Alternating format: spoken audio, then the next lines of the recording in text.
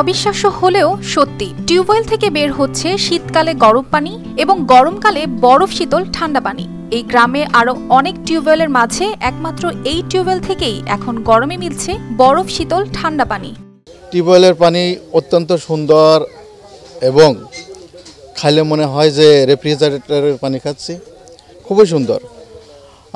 অত্র এলাকায় যারা আছেন তারাও অনেক সুনাম করেছে এবং আমি নিজেও খাইছি।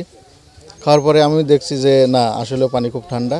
পাবনার বেড়া পৌরসভাধীন বরশিলা ও তার পার্শ্ববর্তী এলাকার মানুষের খাবার পানির ব্যবস্থা করতে ওই ওয়ার্ডের কাউন্সিলর বছর 3 আগে এই টিউবওয়েল স্থাপন করেন।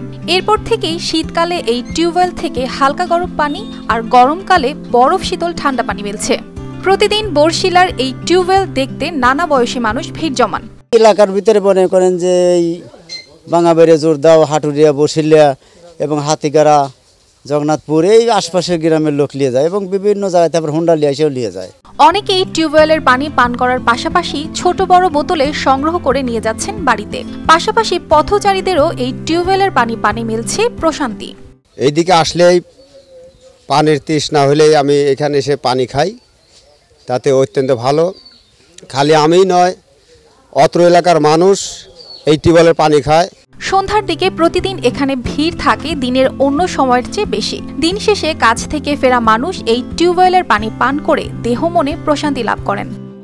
মাঠে থেকে আমরা নদী কাম করে আসে ক্লান্ত হয়ে এই টিউবওয়েলের পানি খাই, আমার পিপাসা নিবারণ হয়।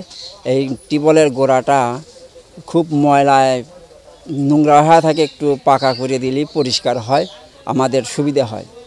আপনি ওই বাসাবাড়িতেও পানি নেই, অনেক জায়গায় থেকে এসে পানি খায়, কিন্তু জায়গাটা নোংরা, একটু পাকা করে দেন, ভালো দেখা যাবে। টিউবওয়েলের পানির কিট টেস্ট করা হয়েছে। কিট টেস্টে এই টিউবওয়েলের পানিতে আর্সেনিক বা ক্ষতিকর কোনো কিছুরই অস্তিত্ব প্রাথমিকভাবে পাওয়া যায়নি।